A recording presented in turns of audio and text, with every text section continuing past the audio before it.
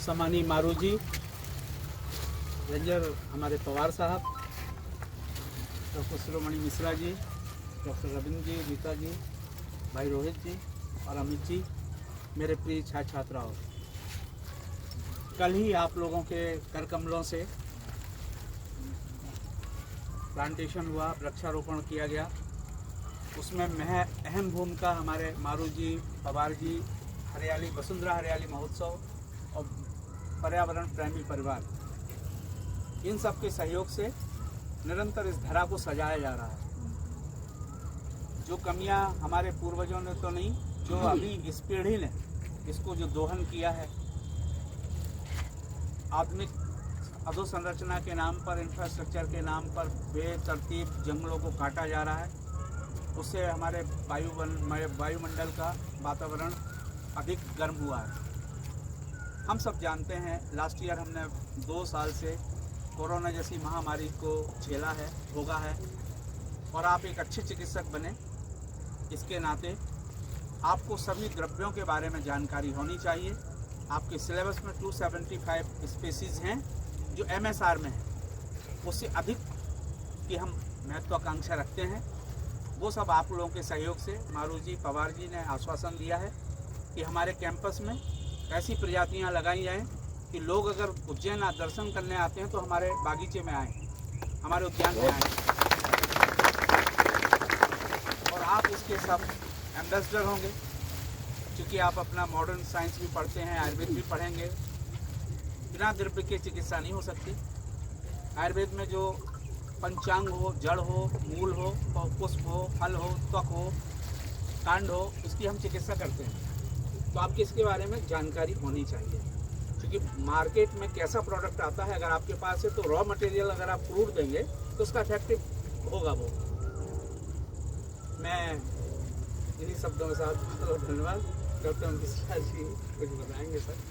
आदरणीय JP चौरसिया साहब, आपने कहा है कि भावी पीढ़ी को प्रकृति के सानिध्य में द्रव्य तत्वों को अपनी प्राकृतिक चिकित्सा के साथ अगर वो इलाज करेंगे, और आप ब्रांड एम्बेसडर वैद्य में अगर महानगरी से आपने धन्वंतरी कॉलेज से शिक्षा प्राप्त किया है, और जब BMS की डिग्री लेकर निकले पूरे मध्य प्रदेश में, भारत देश में इस कॉलेज के विद्यार्थियों का नाम अग्रणी श्रेणी में रहे कि अगर किसी विद्यार्थी को, किसी वैद्य को इलाज को देखना है तो धन्वंतरी कॉलेज के किसी विद्यार्थी के जो जहाँ से पास आउट हुआ है उसकी चिकित्सा को ग्रहण करें। आज हमारे साथ में हमारे वृक्ष मित्र आदरणीय प्राचार्य महोदय, अन्य उपस्थित हमारे गुरुजन तथा हमारे देश के भावी डॉक्टर्स लोग, मैं वन रोपनी शिप्रा विहार में सामाजिक वाणी इकाई उज्जैन की तरफ से तथा वसुंधरा हरियाली महोत्सव समिति की तरफ से नर्सरी में आपका स्वागत करता हूं।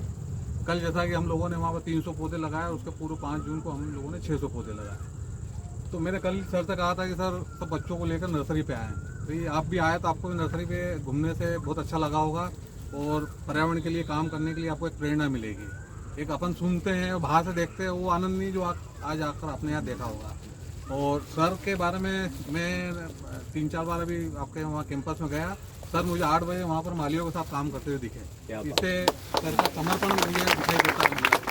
पहले दिन जब मैं गया था, सर ने बताया था कि मैं सुबह 8 बजे आ जाता हूँ। तो शर्मा साहब से उन्होंने भी कहा था कि सर 8 बजे आ जाते, तो मैंने उसको हल्के में लिया था।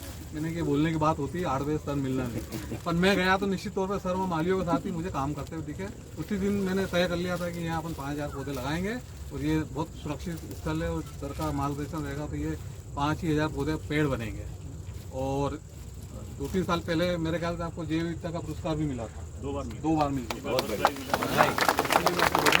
और मैं आपको आश्वासन, हमारा वसुंधरा हरियाली महोत्सव समिति की तरफ से आश्वासन देते हैं, इस साल जो 5000 पौधे लगेंगे, हम कोशिश करेंगे कि 100 से ऊपर प्रजातियाँ वो लगाएं, और इस साल फिर अपन आवेदन करेंगे जैव विविधता पुरस्कार के लिए, और निश्चित तौर पे आपको ये पुरस्कार मिलेगा। और दूसरी मैं आपको एक अच्छी ये बात बताना चाहता हूँ कि उज्जैन में जितने भी शासकीय कैंपस है, मेरे देखने में जो आया सबसे सुंदर कैंपस आपका और एक वेद विद्या प्रतिष्ठान का कैंपस है। बहुत अच्छे कैंपस है, वो जैसा एक भी कैंपस है उज्जैन में नहीं है। तो और आप लोगों ने, सर ने आगे हमको हमारे वसुंधरा हरियाली महोत्सव में 1000 पौधे उपलब्ध कराए, उसके लिए मैं वसुंधरा हरियाली महोत्सव की तरफ से धन्यवाद देता हूँ, आभार देता हूँ। और सर से अपेक्षा करता हूँ कि जब तक सर यहाँ रहेंगे प्राचार्य के तौर पर, जब भी हमारी आवश्यकता होगी तो हम आपके लिए सतत खड़े रहेंगे और जो भी पौधे प्रयास करेंगे ये अमरकंटक और जबलपुर से भी हम कुछ प्रजातियाँ आपको ला के देंगे। तो पुनः आपका धन्यवाद और आभार। बहुत बहुत धन्यवाद ड्यूटी रेंजर के पवार साहब से। और आपने कहा है कि आदरणीय सर का जो समर्पण पर्यावरण और चिकित्सा के प्रति है, और मेरा तो ये कहना है कि अगर पिता और संरक्षण गार्जियन इतने समर्पित हों तो उनके विद्यार्थी निश्चित रूप से भारत देश में शुरू होंगे। पर्यावरण के एम्बेसडर बनने के साथ आयुर्वेद चिकित्सा के एम्बेसडर बनेंगे और देश दुनिया के लिए आपका महाविद्यालय केवल महाविद्यालय चिकित्सा के लिए न जाना जाए, कहीं न कहीं जैव विविधता और पर्यावरण संरक्षण के लिए, इकोसिस्टम के लिए आपका परिसर जाना जाए और हर पुरस्कार कहीं न कहीं आपको मिले और देश दुनिया को संदेश जाए। मैं तो बहुत बहुत धन्यवाद ड्यूटी रेंजर के पवार साहब से। और आपने कहा है कि आदरणीय सर का जो समर्पण पर्यावरण और चिकित्सा के प्रति है, और मेरा तो ये कहना है कि अगर पिता और संरक्षण गार्जियन इतने समर्पित हों तो उनके विद्यार्थी निश्चित रूप से भारत देश में शुरू होंगे।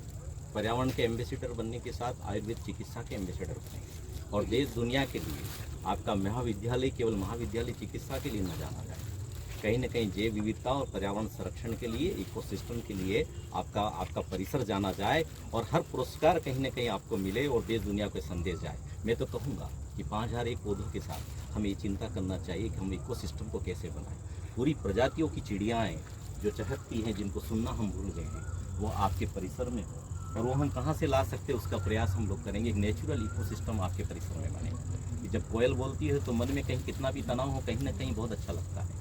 कहीं कोई मोर बोलता है तो बड़ा पिकॉक बोलता है तो बहुत अच्छा लगता है।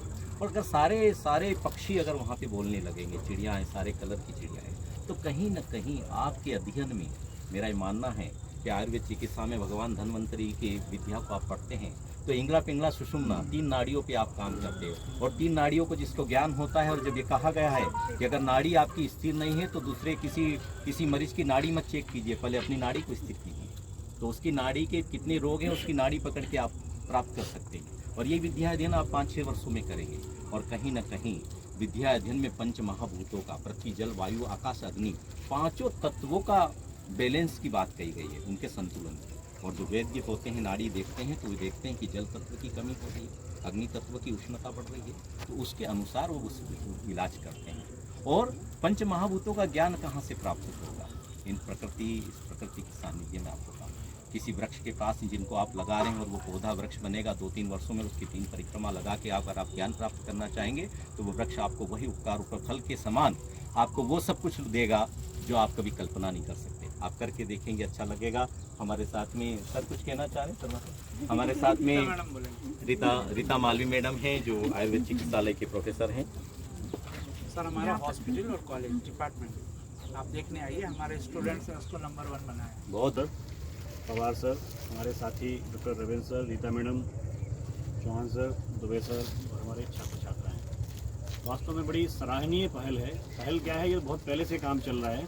अभी इस बार इतने बड़े स्तर पर हमारे महाविद्यालय में मारू सर ने, पवार सर ने महाविद्यालय को चुना है प्लांटेशन के लिए। प्रधानाचार्य महोदय के बारे में थोड़ा सा बताऊं मैं आपको कि सर ने जब चार्ज लिया प्रधानाचार्य का, आप लोगों को पता नहीं होगा, आप लोग आए नहीं होगे उस समय, गार्डन से ही काम शुरू किया। जहाँ पे अपनी बिल्डिंग खड़ी हुई है, नई बिल्डिंग जिसमें आप लोग पढ़ रहे हो अभी, वहाँ गार्डन बनवाया। एक्चुअली हमारा गार्डन पहले बाहर की तरफ था। सिंगस्त में इतनी भीड़ होती है कि सिंगस्त में हमारे गार्डन को बहुत नुकसान हुआ था। सर ने जितनी स्पीसीज़ वहाँ लगी हुई थी उससे ज़्यादा स्पीसीज़ जहाँ बिल्डिंग खड़ी है वहाँ एक गार्डन बनाया था। और सर के इंटरेस्ट को देखते हुए मैं आपको बताऊँ, सर को पता है CCF साहब से दुबे साहब खुद आते थे। DFO मैडम थी, SP साहब की वाइफ, वो खुद आती थी, कई बार आई, 1-2 बार नहीं, कई बार आई। प्रियदर्शनी मैडम थी सर, हाँ, कई लोग वहाँ पे आए। तो वहाँ पे हमने इतनी प्रजातियाँ लगाई थी। अब ये हमारा सौभाग्य कहें या दुर्भाग्य कहें कि हमें बिल्डिंग का अनुमति मिली, तो फिर से हमें गार्डन वहाँ से शिफ्ट करना पड़ा। फिर से हमने उस गार्डन में जितनी प्रजातियाँ थी उतनी की उतनी प्रजातियाँ लगाई। कहाँ से प्लांट मंगाए हमने, देखो आपको बताएं, वन विभाग से तो लगातार मिलते रहे। पवार सर हैं, आप लोगों को जानकारी नहीं होगी, सर के भाई है पवार सर, वही वन विभाग में है। लगातार उनसे प्लांटेशन मतलब प्लांट हमें मिलते रहे। सर एक बार फ्लाइट से जबलपुर से लेके आए थे, कहाँ से सर? रायपुर से फ्लाइट से प्लांट लेके आए थे प्रजातियाँ। आनंद एग्रीकल्चर यूनिवर्सिटी है, वहाँ से हमने बीज मंगवाए, उन्हें लगाया। जबलपुर कृषि विश्वविद्यालय से हमने बीज मंगवाए, उन्हें लगाया। जहाँ से प्लांट मिलते थे वहाँ से सर और हम लोग लेके आते थे। एक बार रविंद्र सर और हम लोग जाके राजस्थान से खुद जाके प्लांट, झालावाड़ से प्लांट लेके आए थे। तो सर का इंटरेस्ट शुरू से ही प्लांटेशन में रहा है। और मारू सर और पवार सर को बहुत बहुत धन्यवाद कि उन्होंने महाविद्यालय को इतने बढ़िया, इतने पावन काम के लिए चुना। बहुत बहुत धन्यवाद सर। शिरोमणि मिश्रा साहब हैं आप, और हम तो चाहते हैं आपके धन्वंतरी चिकित्सा महाविद्यालय आयुर्वेद कॉलेज का हर विद्यार्थी भारत देश में शिरोमणि बने। ये हमारी आकांक्षा है, हमारी शुभकामनाएं, और देश में अपना नाम रोशन करें। हमारे साथ ड्यूटी रेंजर सी के कुमार साहब। आदरणीय प्राचार्य महोदय, अन्य उपस्थित हमारे गुरुजन तथा हमारे देश के भावी डॉक्टर्स लोग, मैं वन रोपनी शिप्रा विहार में सामाजिक वाणी इकाई उज्जैन की तरफ से तथा वसुंधरा हरियाली महोत्सव समिति की तरफ से नर्सरी में आपका स्वागत करता हूं। कल जैसा कि हम लोगों ने वहाँ पर 300 पौधे लगाए और उसके पूर्व 5 जून को हम लोगों ने 600 पौधे लगाए। तो मैंने कल सर से कहा था कि सर सब बच्चों को लेकर नर्सरी पे आएँ, तो ये आप भी आए तो आपको भी नर्सरी पे घूमने से बहुत अच्छा लगा होगा और पर्यावरण के लिए काम करने के लिए आपको एक प्रेरणा मिलेगी। एक अपन सुनते हैं और बाहर से देखते हैं, वो आनंद नहीं जो आज आकर आपने यहाँ देखा होगा। और सर के बारे में मैं 3-4 बार अभी आपके वहाँ